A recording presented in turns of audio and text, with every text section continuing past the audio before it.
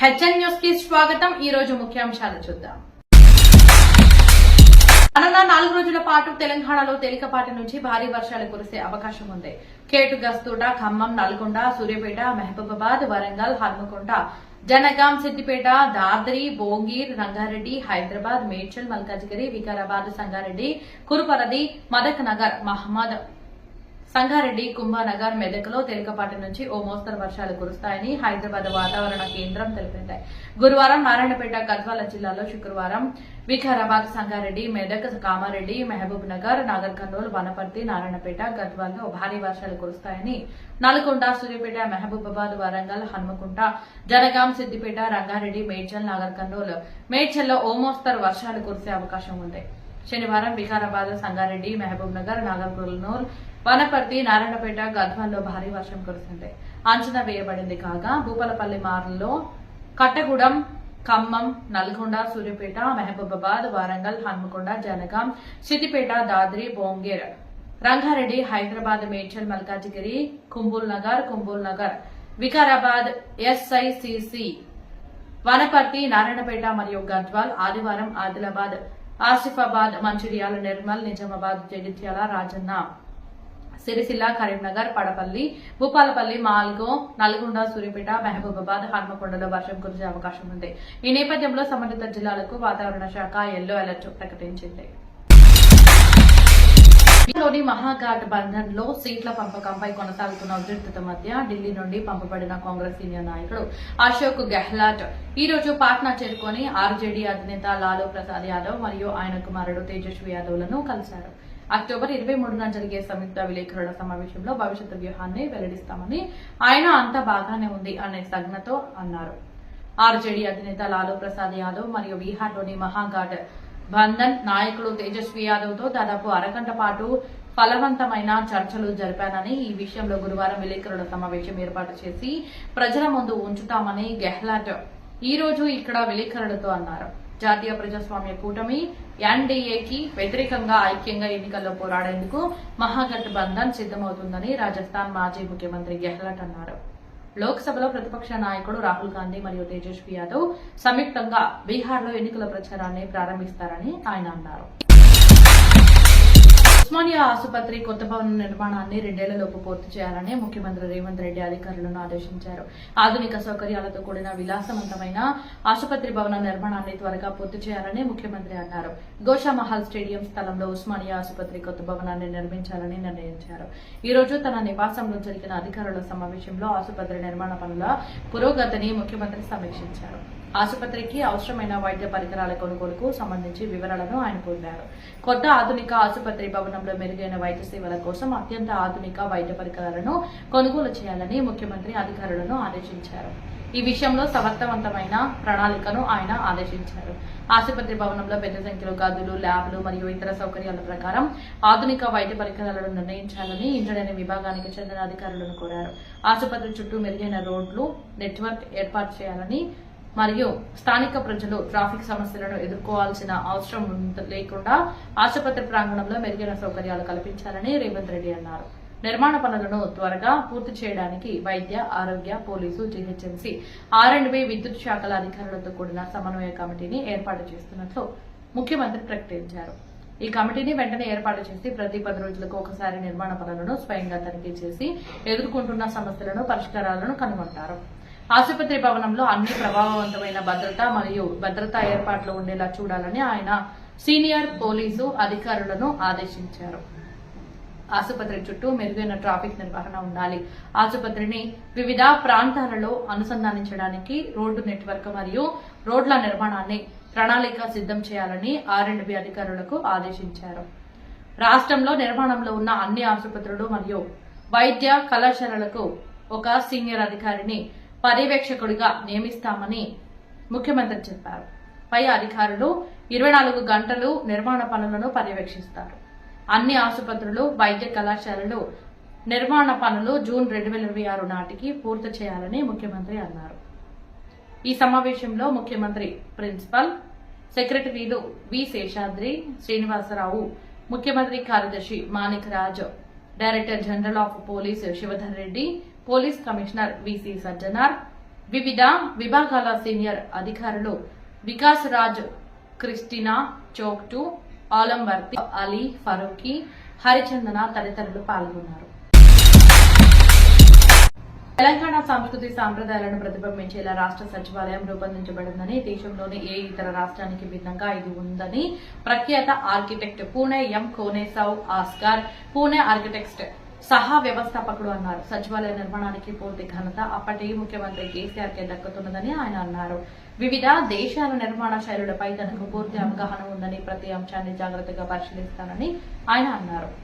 ఒక TV channel కు ఇచ్చిన ఇంటర్వ్యూలో తెలంగాణ సచివాలయం, కేసీఆర్ ప్రభుత్వం అందించిన సహకారం గుర్తించి ఆయన మాట్లాడారు. ప్రభుత్వ అభిప్రాయాలు, కోరికల మేరకు రాష్ట్ర సంస్కృతి సాంప్రదాయాలకు అనుగుణంగా తెలంగాణ సచివాలయ రూపకల్పనను రూపొందించామని ఆయన అన్నారు. ప్రభుత్వ ప్రాజెక్టులను ప్రారంభించడం చాలా కష్టమని, ముఖ్యమంత్రి మంత్రులకి కాకుండా వివిధ స్థాయిలలోని అనేక మంది అధికారుల సందేహాలను నివృత్తి చేసుకుని ముందుకు సాగాలని ఆయన తన ప్రకటనలో పేర్కొన్నారు. తెలంగాణ సచివాలయ నిర్మాణంలో తనకు ఎలాంటి ఇబ్బందులు ఎదురుకాలేదని ఆయన అన్నారు. తెలంగాణ సచివాలయ నిర్మాణం తనకు ఒక గొప్ప అవకాశంగా మారింది. దేశంలోని 20 నుండి 30 ప్రముఖ నిర్మాణ సంస్థలు పాల్గొన్న పోటీలో ఆయనకు ఈ అవకాశం లభించింది. అనేక కంపెనీలు తమ సూచనలు మరియు ఆఫర్లను అందించాయని, అయితే ప్రభుత్వం తెలంగాణ సంస్కృతికి అనుగుణంగా పర్యావరణ అనుకూల డిజైన్ ను ఆమోదించిందని, దాదాపు 500 మంది నిపుణులను పరిశీలించిన తర్వాత ఈ డిజైన్ ను ఎంపిక చేసిందని ఆయన అన్నారు. కేసీఆర్ మా డిజైన్ ను అర్థం చేసుకున్నారు. ఆయన సూచనల మేరకు గాలి, వెలుతురు స్వేచ్ఛగా ప్రవహించే విధంగా మేము దీనిని రూపొందించాము. ఈ అద్భుతమైన డిజైన్ కాకతీయ వారసత్వం, ఇండో ఇస్లామిక్ వైభవం మరియు తెలంగాణ సంస్కృతిని మిళితం చేసింది. ఇది దేశంలోని అనేక పురాతన నిర్మాణాల కంటే ఎత్తైనది. కేసీఆర్ ప్రోత్సాహంతో భవనాన్ని నిర్మించిన షాపూర్జీ సహకారంతో తెలంగాణ సచివాలయం సాధించబడిందని ఆయన అన్నారు. భవన నిర్మాణ సమయంలో కేసీఆర్ మరియు సీనియర్ అధికారులు మరియు ఇంజనీర్లతో సమావేశాలు జరిగాయని ఆయన అన్నారు. గోపురం, భవనం, గది పరిణామం, పదార్థం, రంగు మొదలైన అన్ని అంశాలను కేసీఆర్ చాలా జాగ్రత్తగా పరిశీలించేవారు.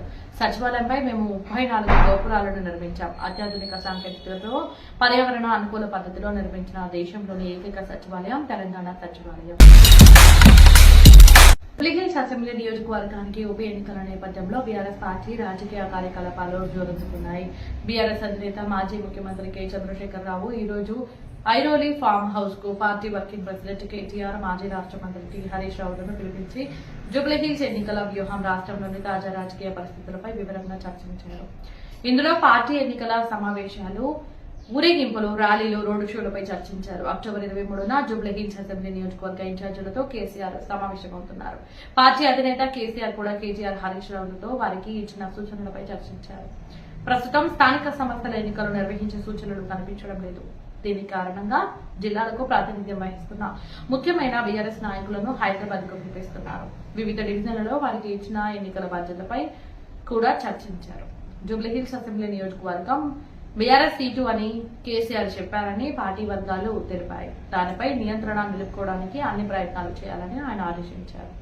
కాంగ్రెస్ ప్రభుత్వ పనితీరు నిరాశపరిచిందని ఆయన అన్నారు. ప్రభుత్వ పనితీరు పట్ల సమాజంలోని ఏ వర్గం కూడా సంతృప్తి చెందలేదు. ప్రజలకు ఇచ్చిన ఏ హామీని ప్రభుత్వం నెరవేర్చలేదు. ప్రభుత్వ వైఫల్యాలను ప్రజలకు తెలియజేయాలని ఆయన ఆదేశించారు. హైదరాబాద్ సైన్స్ మరియు ఆవిష్కరణలకు కేంద్రంగా మారిందని ఉప ముఖ్యమంత్రి బట్టి విక్రమ్ సింఘే అన్నారు. పండిట్ జవహర్లాల్ నెహ్రూ కాలం నుంచి హైదరాబాద్ లో ప్రముఖ సంస్థలు స్థాపించబడ్డాయి. ఈ రోజు హైదరాబాద్ లో స్పేస్ ఎకానమీ మరియు బయో మెమరీ అనే అంశంపై జరిగిన అంతర్జాతీయ సమావేశంలో బట్టి విక్రమ్ సింఘే ప్రసంగించారు. బయో ఇన్స్పైర్డ్ ఫ్రాంటియర్స్ 2025ను ఉద్దేశించి బట్టి విక్రమ్ సింఘే మాట్లాడుతూ తెలంగాణ ప్రపంచ స్థాయి సంస్థల కేంద్రంగా మారిందని అన్నారు.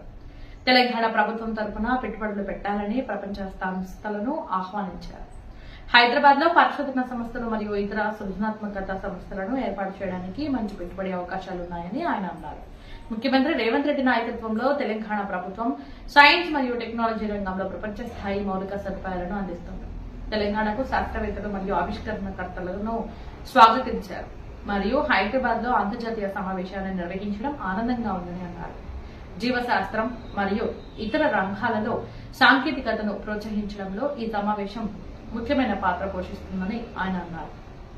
పండిట్ జవహర్లాల్ నెహ్రూ హయాంలో నేషనల్ రిమోట్ సెన్సింగ్ సెంటర్ తో సహా అనేక శాస్త్రీయ పరిశోధన సంస్థలు హైదరాబాద్ లో స్థాపించబడ్డాయని బట్టి విక్రమ్ అన్నారు.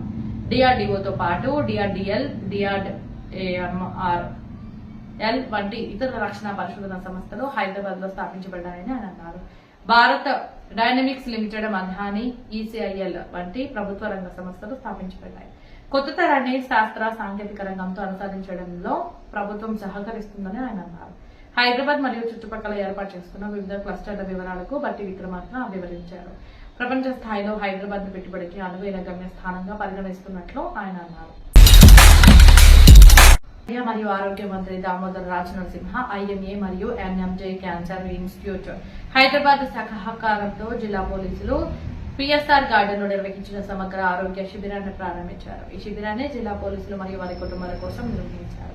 ప్రారంభోత్సవ కార్యక్రమంలో మంత్రి ప్రసంగిస్తూ పోలీసు అధికారులు మరియు వారి కుటుంబాల ఆరోగ్యం మరియు సంక్షేమం ప్రభుత్వం యొక్క అత్యంత ప్రాధాన్యత అని అన్నారు.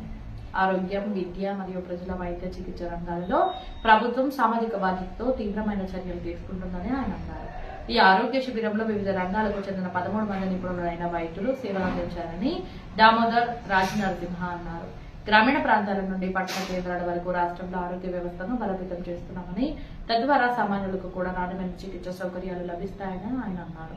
ప్రభుత్వ ఆసుపత్రుల్లో కార్పొరేట్ నాణ్యత గల మందులను అందించడమే ప్రభుత్వ లక్ష్యమని, తద్వారా చికిత్సా భారం ప్రజలపై పడదని మంత్రి అన్నారు. రాష్ట్రంలో ప్రస్తుతం 160 డయాలసిస్ కేంద్రాలున్నాయని, ప్రతి 30 కిలోమీటర్ల పరిధిలో మరో 80 కేంద్రాలను ఏర్పాటు చేయడానికి ప్రణాళికలు సిద్ధం చేస్తున్నామని ఆయన వెల్లడించారు. హైవేలపై ప్రమాదాల్లో బాధితులకు సకాలంలో చికిత్స లభించేలా 80 కొత్త ట్రామా సెంటర్లను కూడా ఏర్పాటు చేస్తున్నట్లు ఆయన తెలిపారు. కీమోథెరపీ సౌకర్యాలు అందుబాటులో ఉన్న ప్రతి జిల్లాలో డే కేర్, క్యాన్సర్ సెంటర్లను కూడా ఏర్పాటు చేసినట్లు ఆయన తెలిపారు. సంగారెడ్డి జిల్లాలో ఒక వైద్య కళాశాల, 500 పడకల ప్రభుత్వ ఆసుపత్రి, ఆందోళనలో ఒక నర్సింగ్ కళాశాల, సంగారెడ్డిలో ఒక పారామెడికల్ కళాశాల, ఒక క్రిటికల్ కేర్ బ్లాక్, 5 కొత్త పిహెచ్సిలు మరియు 3 కొత్త పిహెచ్సి భవనాలను ఏర్పాటు చేసినట్లు మంత్రి తెలిపారు. దీంతో పాటు బిట్పల్లిలో సిహెచ్సి మరియు తెల్పూరులోని యూపీహెచ్సిలను కూడా ప్రారంభించినట్లు ఆయన చెప్పారు. పటాన్ చెరువు, నారాయణ ఖేడ్ మరియు సదాశివపేటలోని ఆసుపత్రుల్లో డయాలసిస్ కేంద్రాలను ఏర్పాటు చేశామని, మరో 3 ఉప కేంద్రాలను ఆమోదించామని ఆయన చెప్పారు.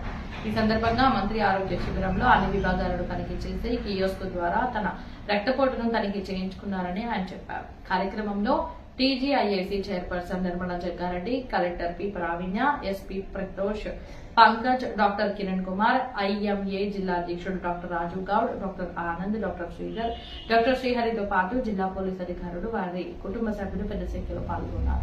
ఇలాంటి వార్తల కోసం నోటిఫికేషన్ ను మీకు కావాలంటే ఇప్పుడు ఇది పూర్తయింది కాబట్టి దయచేసి మా ఛానల్ కు సబ్స్క్రైబ్ చేయండి మరియు తాజా నవీకరణను స్వీకరించడానికి బెల్ ఐకాన్ నొక్కండి.